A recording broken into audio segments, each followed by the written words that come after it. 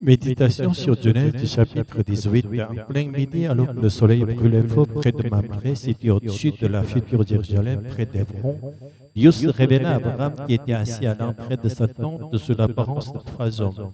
Bien qu'il n'y ait pas d'autres explications sur ces trois hommes mystérieux, il est clair que Dieu invisible et sans forme a apparu sous une forme humaine à travers eux.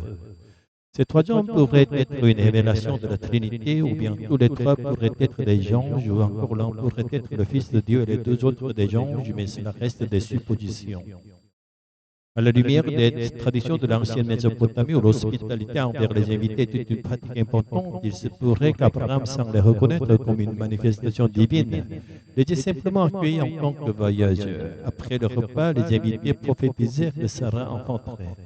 Cependant, Sarah, dont le cycle menstruel était déjà interrompu, en entendant cela, c'est alors que... Voici le verset 14. Genèse 18, 14. Y a-t-il quelque chose de trop difficile pour l'Éternel au temps fixé?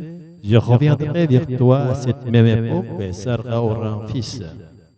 La conception de fils par Sarah ne doit pas être vue comme un résultat d'un rajeunissement miraculeux de Sarah, mais plutôt comme une création nouvelle de vie par Dieu, là où la conception naturelle est impossible, tout comme la conception virginale de Marie sera conçue par le Saint-Esprit. Après cela, les trois hommes se levèrent pour se diriger vers Sodome, tandis qu'Abraham les accompagnait pour les saluer. L'Éternel lui révéla à Abraham les événements à venir, une prophétie de bénédiction. Abraham deviendra une grande, puissante nation et toutes les nations de la terre seront bénies en lui. Dieu choisit Abraham pour que la justice et le jugement de Dieu soient établis sur la terre. D'autre part, il révéla que Sodome serait jugé. Abraham espéra sauver Sodome par l'intercession et Dieu promit qu'il ne détruirait pas Sodome s'il y trouvait tout juste. Application. Ne réagissons pas parfois avec scepticisme comme Sarah lorsque nous entendons les promesses de Dieu, lorsque nous voyons les marques du temps sur notre visage, nos cheveux s'éclaircir et que nous approchons de la vieillesse sans avoir accompli grand-chose. Si Dieu nous disait qu'il va accomplir de nouvelles choses à travers nous, nous pourrions mépriser cette parole en pensant qu'il s'agit d'une tâche que nous devrions réaliser par nos propres capacités. Si Dieu apparaissait à nous alors que nous sommes assis, perdus dans nos pensées, sûrement dans le jardin de notre appartement, saurions-nous l'accueillir avec joie, comme Abraham?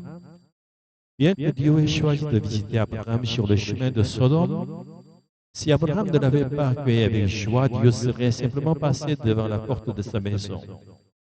Bien sûr, Dieu avait touché le cœur d'Abraham pour qu'il ait la générosité d'accueillir cet étranger, ne rate pas cette opportunité divine, mais nous ne pouvons jamais vraiment connaître les œuvres de Dieu tant qu'elles ne se manifestent pas par nos actions. D'autre part, si Abraham se prosterna devant ses invités, ce fut peut-être parce qu'il ressentit instinctivement qu'ils n'étaient pas des hommes ordinaires. En effet, ils étaient une manifestation de Dieu. Dieu vient à nous lorsque nous sommes sans espoir pour nous donner de l'espérance et nous donne aussi la force de maintenir cette espérance. Lorsque nous avons ces deux éléments, cette espérance est déjà accomplie.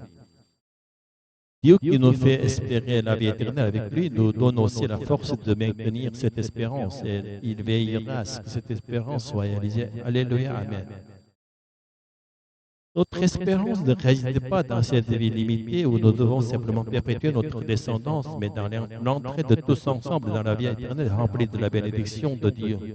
En regardant uniquement vers ce royaume éternel, prions pour que toutes les rencontres que nous faisons aujourd'hui deviennent des relations éternelles avec Dieu tout en vivant dans l'amour et la vertu. Alléluia. Amen.